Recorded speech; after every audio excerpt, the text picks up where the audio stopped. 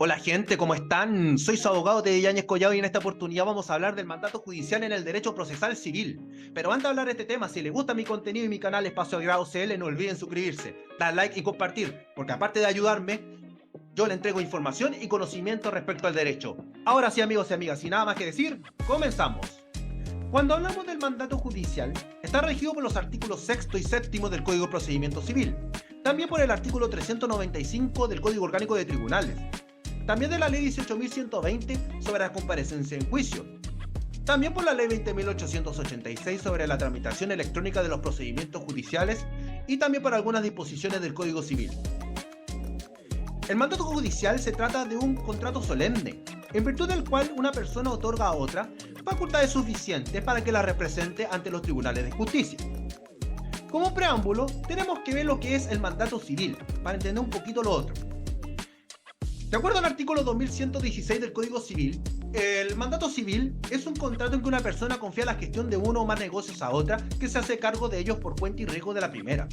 Entonces, en este sentido, la persona que confiere el encargo se llama mandante y el que lo acepta se llama mandatario.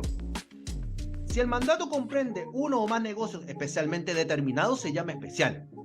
Por el contrario, si se da para todos los negocios del mandante, esta se llama general, de acuerdo a lo dispuesto en el artículo 2130 del Código Civil.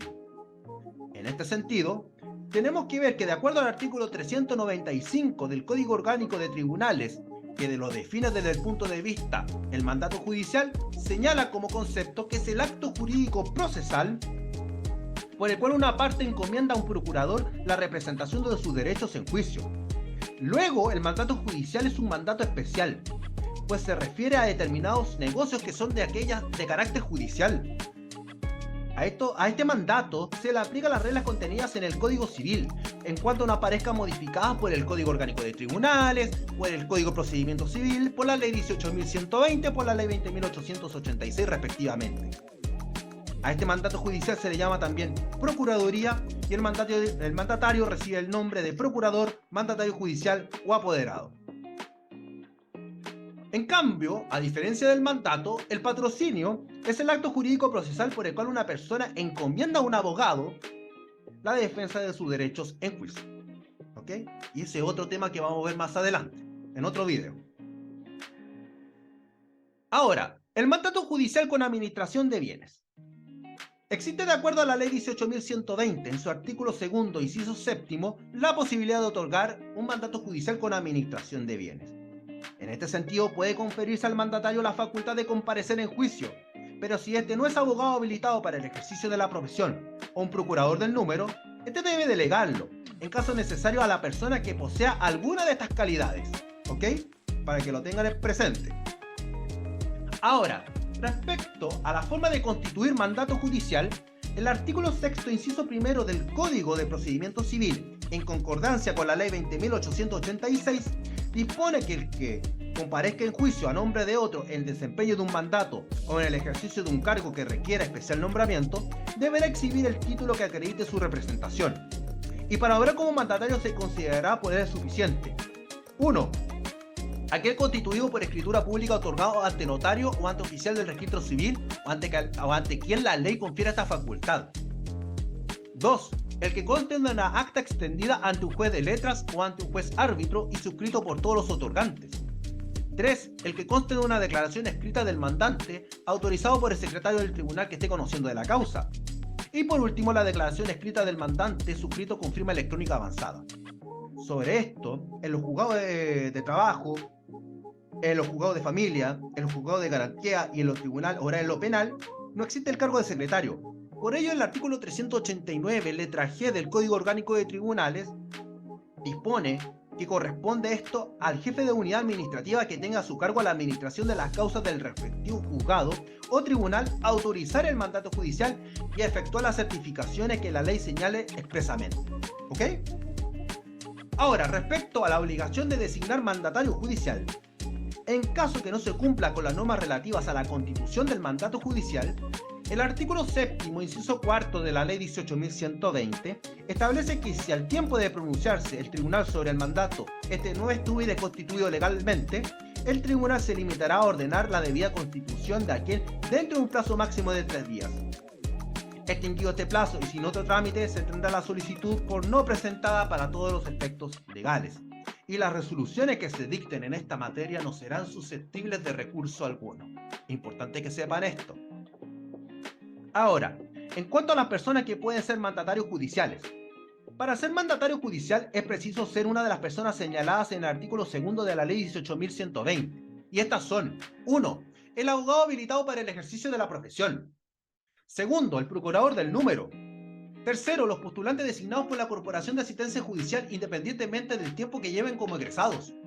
4. Estudiantes actualmente inscritos en tercero, cuarto o quinto año de Derecho en alguna universidad autorizada.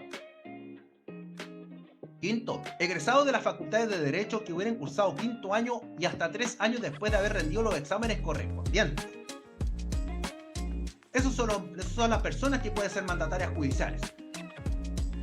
Ahora, en cuanto a las facultades del mandatario judicial, de acuerdo a los artículos 2131 y 2132 del Código Civil, el mandante en el mandato civil tiene la plena libertad para conferir las facultades que estime pertinente al mandatario. Para los efectos del mandatario judicial hay que distinguir 3 clases de facultades. Tenemos las facultades esenciales, que se concede sin expresa mención y que son inherentes al mandato judicial. También tenemos las facultades accidentales, que son aquellas que pueden o no contener el mandato judicial, y las facultades especiales, que para que puedan ser ejercidas por el mandatario, es preciso que se le confieran de manera expresa, en la cual vamos a analizarlas a continuación. En cuanto a las facultades esenciales del mandato judicial, tenemos que ver que son aquellas en que la ley confiere al procurador para desenvolver de manera continua y normal la relación procesal, sin que sea posible al por delante regularlas a su voluntad, y por ende las cláusulas en que se nieguen o que se limiten son nulas. Esto de acuerdo al inciso primero del artículo 7 del Código de Procedimiento Civil. Entonces, en cuanto a su característica, tenemos que tener claro que son legales, porque más que la voluntad del por delante, es la disposición de la ley que la genera y mantiene el curso del negocio judicial. En segundo lugar, son esenciales, porque existen aún en contra de la voluntad de los interesados, y no se puede establecer en el poder nada que tienda a su transformación y menoscabo. Y por último, son generales, en lo que se refiere a los actos que supone para el representante. Estos actos son ilimitados y no taxativos, por lo que son tantos cuanto requieran la formalidad del negocio que se recomienda al mandatario, y sus únicos límites son las normas del respectivo procedimiento. ¿Ok? Ahora, en cuanto a las facultades accidentales, son aquellas que pueden contener el mandato judicial y que en definitiva se reduce a una que señala el inciso primero del artículo 7 del Código de Procedimiento Civil. En el mandato judicial, este puede delegarse obligando con ello al mandante, con la única limitante de no poder hacerlo si se le niega esta facultad. La cláusula es accidental, pues puede o no incluirse en el mandato, pero si nada se dice, se entiende que puede delegarse el mandato. Respecto de la delegación del mandato judicial, hay que considerar que el delegado no puede a su vez delegar el mandato, o sea, no hay delegación de delegación. Porque si así lo hiciere, cabría sostener que el segundo delegado carece de total representación. Ahora, respecto a las facultades especiales del mandato judicial, son aquellas que requieren una mención expresa y las cuales alude el inciso segundo del artículo 7 del Código de Procedimiento Civil. Y vamos a ver estas a continuación. 1. Desistirse en primera instancia de la acción deducida. Aquí estamos hablando del desistimiento de la demanda, que es un incidente de mayor importancia, en la cual si es aceptada por las partes o el tribunal, producirá el efecto de cosa juzgada. 2. Aceptar la demanda contraria. Se refiere al allanamiento, en la cual acepta las pretensiones de la parte contraria. 3. Absolver posiciones. Dar respuestas a las preguntas en un juicio. 4. Renunciar a los recursos o los términos legales. Esto se refiere a los plazos legales o al respectivo recurso de apelación. 5. Transigir. Llegar a acuerdos. Comprometer, en el sexto lugar, designar árbitros y otorgar a los árbitros facultades de calidad de arbitradores. Aprobar convenios en los juicios de quiebras o percibir dineros provenientes de este juicio. ¿Ya? Esto todo en el artículo 7 inciso 2 del Código de Procedimiento Civil. En cuanto a sus características, En primer lugar, son convencionales, pues su origen no es la voluntad de la ley, sino de las partes contratantes quienes las consagran en forma expresa al momento de otorgar el mandato. Por tal motivo puede regularse en la forma que desee por las partes e incluso suprimirse sin que por ello se altere la representación que se constituye. Y son extraordinarias al mandato, pues no le pertenece ni esencial ni accidentalmente. ¿Ya? Un tema importante es la que se llama la necesidad de la expresa mención. En la última parte del PowerPoint acá. Luego, el inciso segundo del artículo 7º dice que sin embargo no se entenderán concedidas al procurador sin expresa mención. Las facultades anotadas sobre esto se ha discutido qué significa el término sin expresa mención que usa el legislador. Esto es, se trata de determinar si estas facultades deben enunciarse una por el por delante o por el contrario es suficiente una referencia de orden general de ellas. Tanto la doctrina como la jurisprudencia en este sentido ha entendido que se cumple este requisito de hacer mención expresa de las facultades especiales cuando se utiliza por el por delante la expresión genérica, como por ejemplo, si el mandante señala que otorga todas las facultades que se refiere el artículo 7º inciso segundo del Código del Procedimiento Civil. Por el contrario, si el mandante no quiere conferir todas o alguna de las facultades especiales que se contemplan en la citada norma, debe expresar las que la excluye. ¿Ya? Tengan claro eso. Causales de término del mandato judicial. El mandato judicial en principio termina por las mismas causales que el mandato civil que señala el artículo 2163 del Código Civil. Esta enumeración de las causales que motiven la expiración del mandato civil no son totalmente aplicables al mandato procesal, sino que hay ciertas modificaciones al respecto.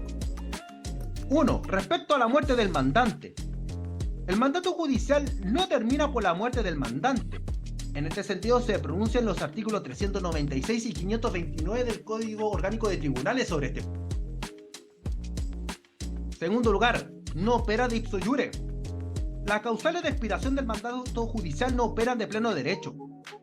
El mandato y por ende el mandatario siguen embistiendo esa calidad en el juicio, aun con el mérito de la ley sustantiva hayan dejado de hacerlo. En este sentido se mantiene la calidad de mandatario judicial hasta el momento en que el proceso haya dado testimonio de haber expirado el mandato, porque así ordena el artículo 10º, inciso primero del Código de Procedimiento Civil. La renuncia del mandatario. Si la expiración del mandato se debe a la renuncia del mandatario, este está obligado a ponerle en conocimiento del mandante junto con el estado del juicio, artículo 10º del Código de Procedimiento Civil, y se entiende vigente el mandato hasta que transcurre el término del emplazamiento contado desde la notificación de la renuncia del mandante. De ahí que deba dejarse constancia en el proceso de la renuncia, de la notificación al mandante de la misma y del estado del juicio. ¿Ya? Esos son las causales de término del mandato. Vamos a ver un paralelo entre mandato judicial y patrocinio y poder. Si bien el patrocinio y poder comparte rasgos comunes, se trata de dos términos muy diferentes. Por ende, vamos a analizar este siguiente paralelo. En cuanto al objeto del contrato, el objeto del patrocinio es la defensa de los derechos de una parte en juicio. En cambio, el mandato judicial tiene por objeto la representación de los intereses ante la justicia, estándole a su titular prohibida la defensa en juicio. En cuanto al sujeto activo del contrato, el sujeto activo del patrocinio únicamente la puede tener la calidad del abogado. En el mandato judicial, en cambio, el sujeto activo lo puede tener cualquiera de las calidades del artículo 2 de la ley 18.120. Respecto a la naturaleza jurídica del contrato, el patrocinio se constituye conforme a las normas del mandato civil y tiene naturaleza consensual. En cambio, el mandato judicial se constituye principalmente en alguna de las formas que indica el artículo 6 del Código de Procedimiento Civil, y también de aquellas otras materias que indican otras disposiciones referidas a la tramitación electrónica de los procedimientos judiciales, al nombramiento del procurador común o endosatario en comisión de cobranza, y además es esencialmente solemne, pues debe constar por escrito. En cuanto a la pluralidad de mandatarios en el mandato judicial, es una materia discutida. Incluso la jurisprudencia al respecto es contradictoria y vacilante. En el mandato civil y de acuerdo al artículo 2126 del Código Civil, puede haber uno o más mandantes y uno o más mandatarios. De allí que el mandato civil se acepte el mandato común, pues existe cuando el encargo se hace conjuntamente a varias personas que lo aceptan. Por otra parte, creemos que es perfectamente posible designar varios mandatarios, pues como se dijo, es el abogado patrocinante quien conduce a la defensa del juicio, de modo que no habrá temor que los mandatarios reciben actuaciones contradictorias. Tratándose del poder o mandato judicial, parte de la doctrina y de la jurisprudencia ha estimado que es improcedente. Una persona no puede conferir mandato a varias personas para que lo representen. Se basa esta prohibición en la naturaleza misma de los juicios. La razón de no aceptarlo es la discrepancia en la actuación de varios mandatarios y considerando la naturaleza del juicio que requiera de una sola mano. La jurisprudencia sí permite que las partes en un juicio puedan ser defendidos por más de un abogado patrocinante, considerando que esta pluralidad de patrocinantes no trae consigo inconvenientes de los mandatarios comunes y no se opone a la economía procesal. El patrocinante solo asume la defensa y nada más. El patrocinio se establece en el artículo 1 de la ley 18.120 en relación al artículo 4 del Código del Procedimiento Civil. Al respecto, fuera de la representación por un mandatario judicial, el litigante tiene la obligación de designar un abogado patrocinante en su primera presentación. Y luego las personas cujus postulantes pueden representar a las personas en juicio, pero solo una de ellas, el abogado habilitado para el ejercicio de la profesión, puede asumir el patrocinio de estas gestiones ante cualquier tribunal de la República. Amigos y amigas, espero que haya gustado el video del mandato judicial. Si es así, suscríbanse, denle like y compartan porque esa es la manera que tengan información y conocimiento respecto al derecho. Sin nada más que decir, espero que le vaya muy bien, bendiciones, nos vemos, adiós.